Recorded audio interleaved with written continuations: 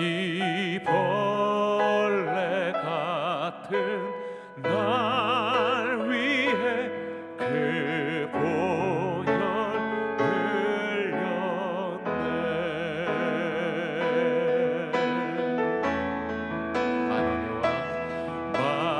만왕의 왕 내 주께서 왜 호촉하겠나.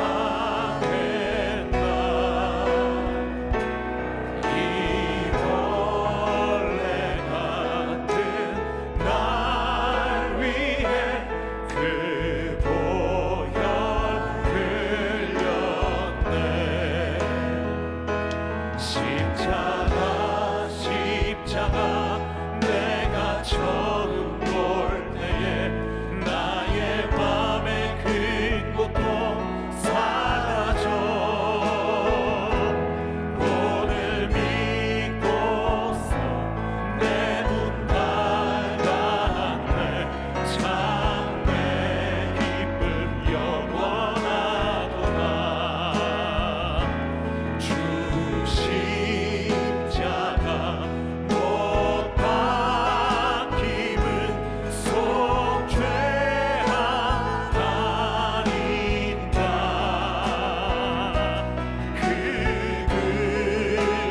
긍휼함과 그 은혜 말할 수 없도다. 십자가 내가 처음 볼 때에 나의 맘에 큰 고통 사라져. 오늘 믿고서 내 눈 밝았네. 참 내 기쁨 영원하도다. 십자가 내가 처음 볼 때에 나의 맘에 큰 고통 사라져. 오늘 믿고서 내 눈 밝았네. 참 내 기쁨 영원하도다. 늘 울어도 그 큰 은혜 다 갚을 수 없네. 나 주님께 못 바쳐서 주의 힘쓰리. 십자가 내가 처음 볼 때에 나의 맘에 큰 고통 사라져. 오늘 믿고서 내 눈 밝았네. 참 내 기쁨 영원하도다. 십자가 내가 처음 볼 때에 나의 맘에 큰 고통 사라져. 오늘 믿고서 내 눈 밝았네. 참 내 기쁨 영원하도다. 십자가의 보혈 완전하신 사랑 힘입어 예배합니다.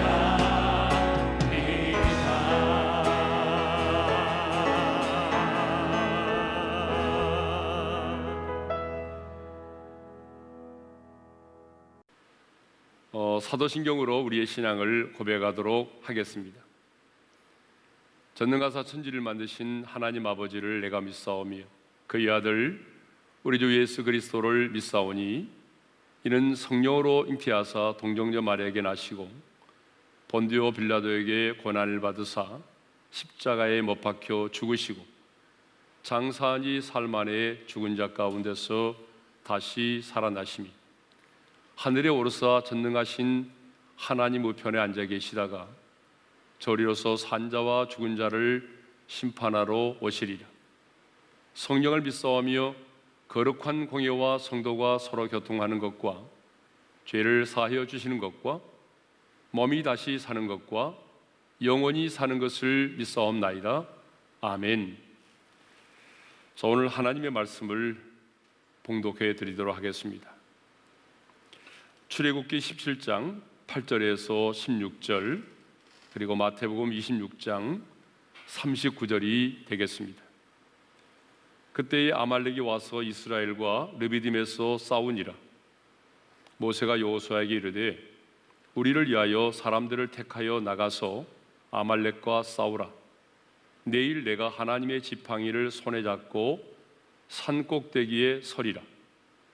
여호수아가 모세의 말대로 행하여 아말렉과 싸우고 모세와 아론과 훌은 산 꼭대기에 올라가서 모세가 손을 들이면 이스라엘이 이기고 손을 내리면 아말렉이 이기더니 모세의 팔이 피곤함에 그들이 돌을 가져다가 모세의 아래에 놓아 그가 그 위에 앉게 하고 아론과 훌이 한 사람은 이쪽에서 한 사람은 저쪽에서 모세의 손을 붙들어 올렸더니 그 손이 해가 지도록 내려오지 아니한지라. 여호수아가 칼날로 아말렉과 그 백성을 쳐서 무찌르니라. 여호와께서 모세에게 이르시되 이것을 책에 기록하여 기념하게 하고 여호수아의 귀에 외워 들리라. 내가 아말렉을 없이 하여 천하에서 기억도 못하게 하리라. 모세가 제단을 쌓고 그 이름을 여호와 니시라 하고 이르되 여호와께서 맹세하시기를 여호와가 아말렉과 더불어 대대로 싸우리라 하셨다 하였더라. 조금 나아가서 얼굴을 땅에 대시고 엎드려 기도하여 이르시되 내 아버지여, 만일 할만하시거든 이 잔을 내게서 지나가게 하옵소서. 그러나 나의 온대로 마시옵고 아버지의 온대로 하옵소서 하시고. 샬롬. 이 고난 주간에 모든 지각에 뛰어난 하나님의 평강이 우리 성도님들의 마음속에 충만하기를 소망합니다. 자, 오늘 우리가 읽은 본문은 이스라엘과 아말렉과의 싸움에 대해서 다루고 있습니다. 8절을 보게 되면 이런 말씀이 있죠. 그때에 아말렉이 와서 이스라엘과 르비딤에서 싸우니라. 여기서 말하는 그때는요, 하늘로부터 내리는 만나를 먹고 르비딤에 도착하여 식수의 문제를 해결받았을 때입니다. 우리 잘 아는 것처럼 이스라엘 백성들은 르비딤에 도착하였을 때에 물이 없음으로 인해서 모세를 원망하였습니다. 그때 모세는 기도했고 모세가 말씀대로 지팡이를 가지고 호렙산의 반석을 내리치자 반석에서 물이 솟아나와 백성들이 그 생수를 마시게 되었습니다. 그런데 바로 그때에 아말렉이 이끄는 군대가 이스라엘을 향하여 기습 공격을 감행하였습니다. 그렇다면 이 본문에 나오는 아말렉은 누구일까요? 아말렉은요, 야곱의 쌍둥이 형인 에서의 아들 엘리바스의 아들입니다. 그러니까 이삭의 증손자이며 야곱의 피를 나눈 혈족이죠. 그럼에도 불구하고 이스라엘 백성들이 애굽에서 나와 가나안을 향하여 나갈 때 제일 먼저 공격한 대적이 바로 아말렉입니다. 그래서 신명기 25장 18절에 보게 되면요, 이런 말씀이 있습니다. 곧 그들이 너를 길에서 만나 내가 피곤할 때에 내 뒤에 떨어진 약한 자들을 쳤고 하나님을 두려워하지 아니하였느니라. 아말렉은 비겁하게도 광야의 행진 중에 피곤하여 뒤처진 이스라엘의 약한 자들을 공격했습니다. 그러므로 아말렉은요, 믿음의 행진을 가로막는 자, 구원을 받은 하나님의 백성이 저 천성인 가나안을 향하여 나가고자 할 때에 그 믿음의 행진을 가로막는 자입니다. 아니, 우리의 믿음의 행진을 가로막을 뿐만 아니라 들어가지 못하도록 대적하는 세력이죠. 그러므로 아말렉은 믿음의 행진을 가로막고 공격하는 어둠의 세력을 상징합니다. 그래서 하나님은 아말렉에 대해서 아주 잔인할 정도로 진멸할 것을 요구하셨습니다. 사무엘상 15장 18절을 보게 되면 사울 왕에게도 진멸하여 다 없어지기까지 치라고 말씀하셨고요. 출애굽기 17장을 보게 되면 모세에게도 내가 아말렉을 없이하여 천하에서 기억도 못하게 하리라 그렇게 말씀을 하셨습니다. 또 출애굽기 17장 16절을 보게 되면 여호와가 아말렉과 더불어 대대로 싸우리라고 말씀을 하셨습니다. 왜 하나님은 이렇게 아말렉에 대해서 잔인하게 진멸할 것을 말씀하셨을까요? 그것은 구원받은 하나님의 백성들이 저 천성을 향하여 나아갈 때에 그 길을 가로막고 공격하는 악한 세력에 대한 상징이기 때문입니다. 그렇다면 오늘 이 시대에 나의 아말렉은 누구일까요? 나의 믿음의 행진을, 나의 믿음의 성장을 가로막고 있는 아말렉은 누구일까요? 끊임없이 참소하며 나를 정죄하는 그 어둠의 세력을 말합니다. 그렇다면 아말렉이 누구를 공격하였습니까? 여러분, 신앙생활은 저 천성을 향하여 나아가는 믿음의 행진입니다. 그런데 아말렉은 이 믿음의 행진에서 누구를 공격하였습니까? 피곤하여 뒤처지고 약한 자들을 공격하였습니다. 그러므로 우리 중에 한 사람도 이 믿음의 행진에서 낙오하거나 뒤처지는 성도가 없기를 바랍니다. 베드로전서 5장 8절을 보게 되면요, 오늘도 사탄 마귀는 우는 사자같이 두루다니며 삼킬 자를 찾는다고 했습니다. 그런데 이 사탄의 눈에 언제나 밥이 있습니다. 여러분, 그들이 누군지 아십니까? 뒤처지는 사람들입니다. 이 목회를 하면서 보니까 아무것도 아닌 것을 가지고 불평하고 원망하다가 뒤처지는 사람들이 있습니다. 괜히 시험에 들어서 신앙생활에서 낙오하는 분들이 계십니다. 그러나 우리는 힘들어도 함께 가야 합니다.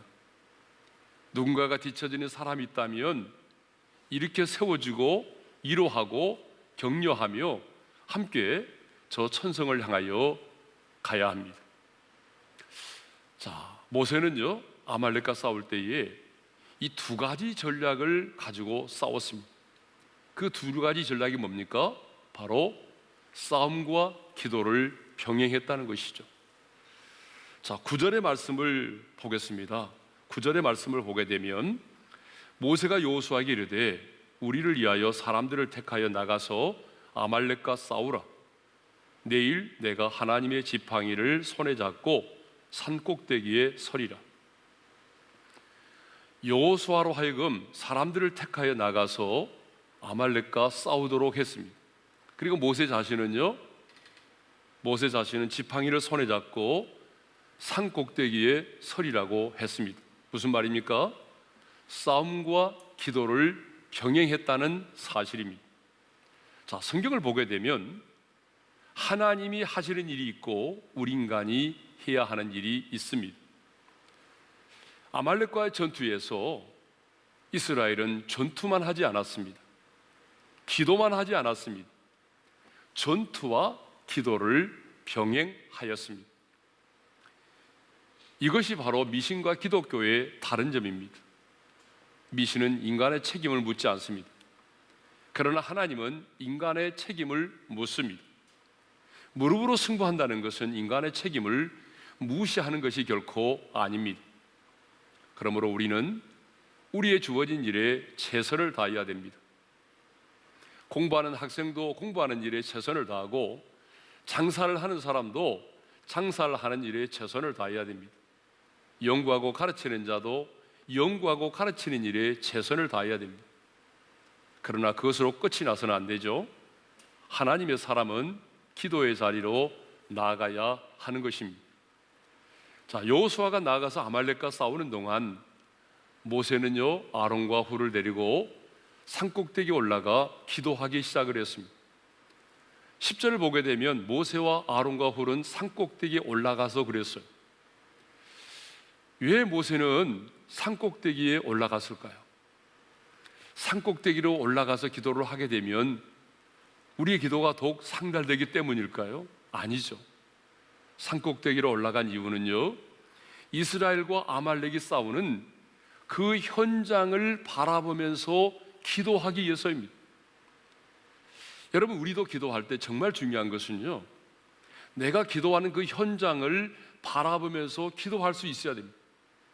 기도의 산에 높이 오르는 자는 멀리 바라볼 수 있습니다. 기도의 산에 높이 오르는 자는요, 분명하게 볼 수가 있습니다. 기도의 산에 오르게 되면 영적인 시야가 넓어집니다. 그러므로 우리도 기도의 산에 올라야 합니다. 기도의 산에 오른다는 것은 기도의 깊은 경지 안에 들어가서 기도하는 것을 말합니다. 성령의 인도하심을 따라 기도하는 것을 말합니다. 강력한 하나님의 임재 속에서 기도하는 것을 말합니다. 마가복음 6장을 보게 되면 우리 예수님도 현장을 바라보면서 기도하셨습니다. 제자들이 배를 타고 가다가 큰 풍랑을 만났습니다. 그런데 마가복음 6장 48절을 보게 되면 예수님은 그 현장을 보셨어요. 바람이 거스름으로 제자들이 힘겹게 노젓는 것을 보시고 예수님은요, 기도의 현장에서 제자들이 풍랑을 만나서 힘겹게 노젓는 것을 보셨습니다. 여러분, 우리도 그래서 기도의 산에 올라야 합니다. 기도의 깊은 경지 속에 들어가서 기도해야 됩니다. 막무가내로 기도하지 말고 모세처럼, 예수님처럼 현장을 바라보면서 기도할 수 있기를 바랍니다. 현장 속으로 들어가 기도할 수 있기를 바랍니다. 그러면 11절에 보게 되면 왜 모세는 손을 들고 기도를 했을까요? 자, 모세가 손을 들면 이스라엘이 이기고 손을 내리면 아말렉이 이겼다라고 되어 있잖아요. 우리는 이 사실을 통해서 기도가 무엇인가를 깨닫게 됩니다. 여러분, 기도라고 하는 것은 하나님과 대화를 나누는 것이죠. 그런데 엄밀한 의미에서 기도는 하나님 앞에서 내가 항복하는 것을 말합니다. 기도는요, 내 뜻을 관철하기 위한 것이 아닙니다. 내 야망을 이루기 위한 수단도 아니죠. 기도는 항복의 표시입니다. 그러므로 우리도 기도의 손을 높이 들어야 됩니다. 그래서 하나님은 내가 항복할 때까지 지켜보고 계십니다. 마침내 주님, 이제 저의 힘으로는 아무것도 할 수가 없습니다. 오직 하나님만이 하실 수 있습니다. 그렇게 고백할 때까지 하나님은 기다리십니다.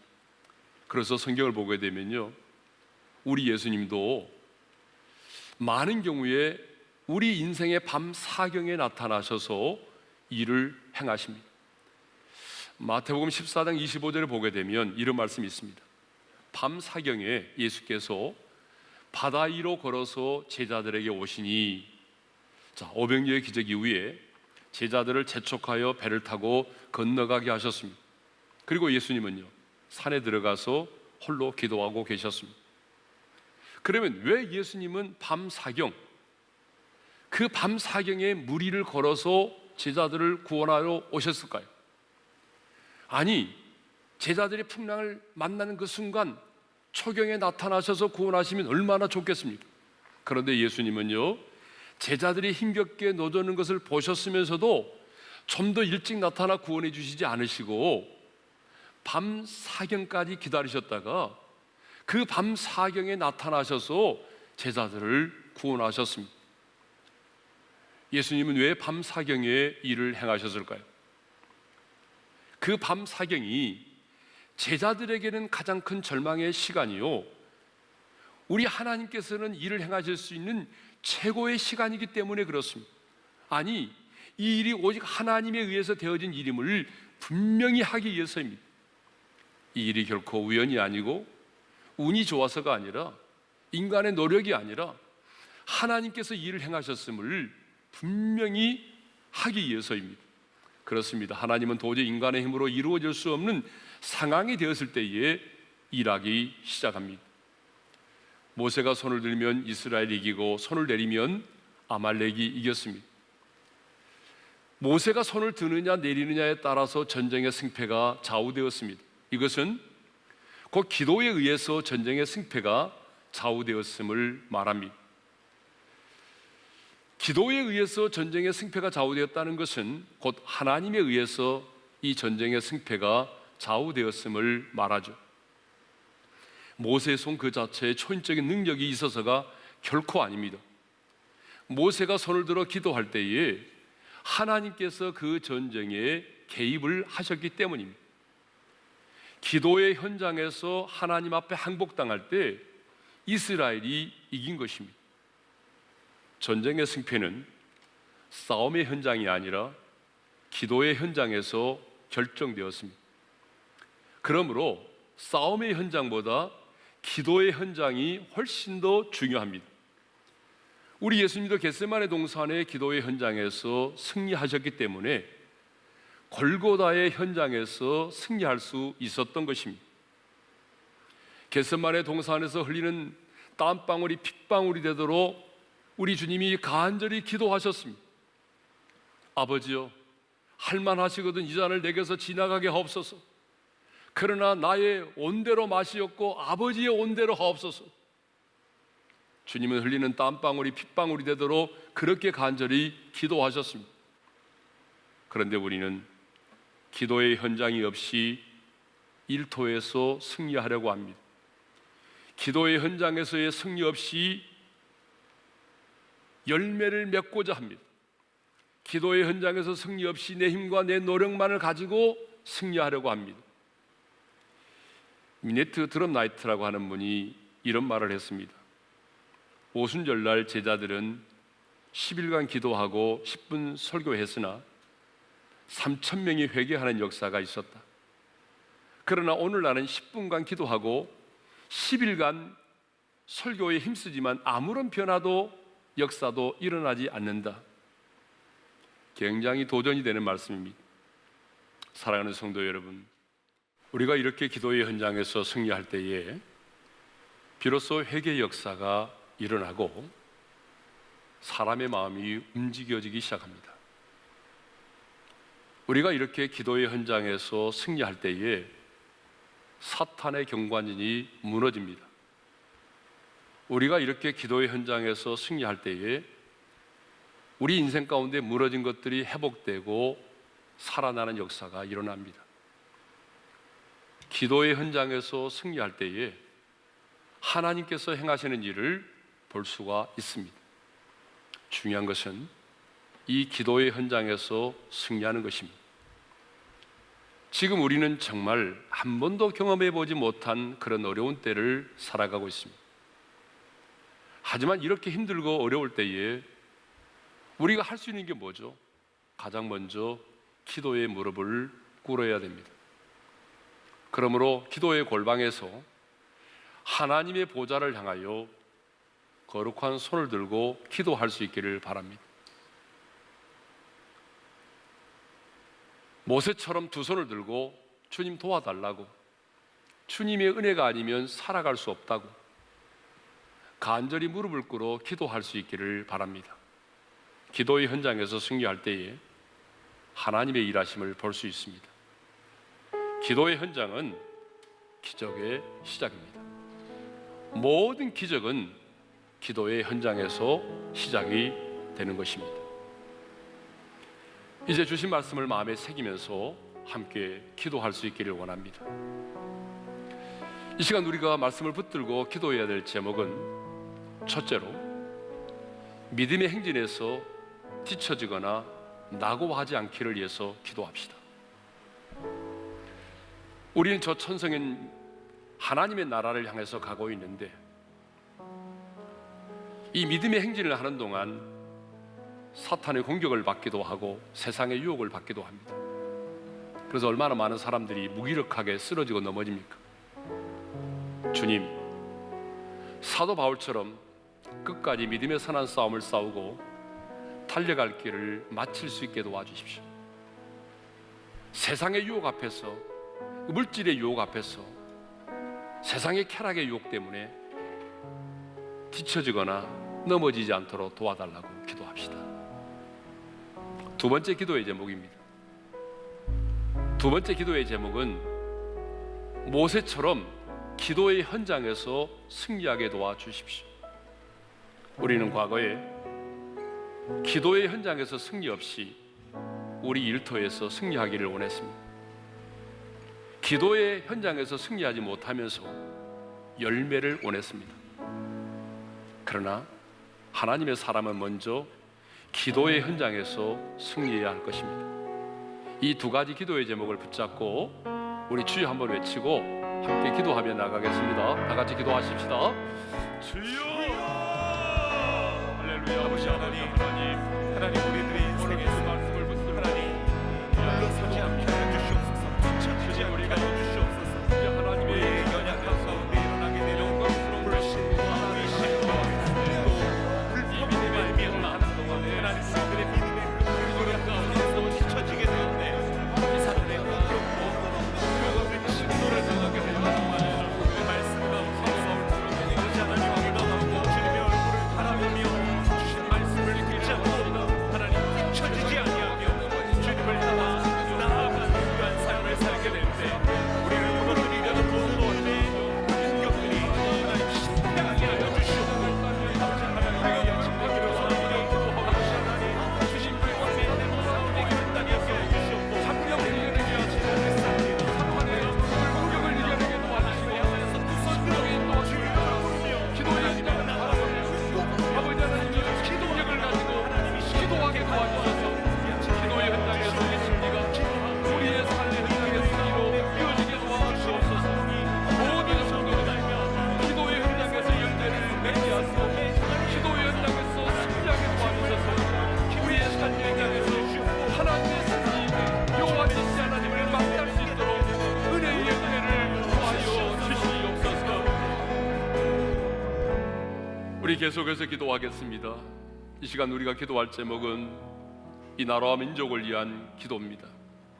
주님, 우리 조국 대한민국을 긍휼히 여겨주십시오. 하나님의 은혜로 여기까지 왔습니다.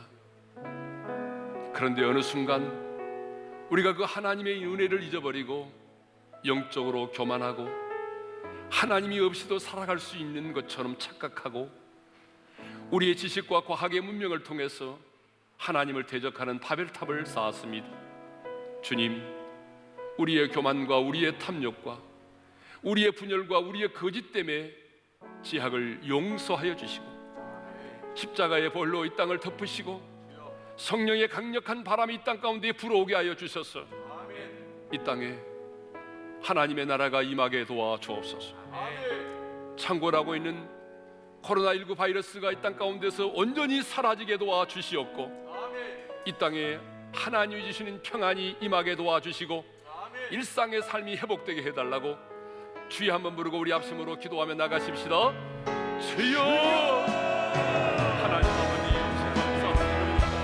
우리 조국 대한민국을 받지 못한 이런 어려운 가운데 하나님 두려움과 또 하나님 큰 낙심의 마음에 가득한 하나님인데 그렇지 하나님이 모든 가운데 가운데서 우리 자신을 위로할 수 있는 하나님의 은혜가 아니고도 살아갈 수 있는 교만하고 하나님을 대적하고 우리 인간의 과학과 지식을 가지고 바벨탑을 쌓고 하나님을 대적하는 나라가 되었습니다. 하나님이 하나님의 영예를 통해서 간절히 갖고 이 교회들이 얼마나 현장에 가운데 하나님이 도와주시고 생겨나고 있는 나라를 대적하고 왜 나에서 하나님 죽음의 위협과 두려움과 우리의 예배를 용서히 담백해 하시고 위로하시고 영광케 하여 주시옵기를 주님 간절히 간구하고 하나님 때문에 하나님 기도를 힘쓰며 주님 세상이 열심히 지키시는 은혜의 열매를 간구하며 주시옵소서.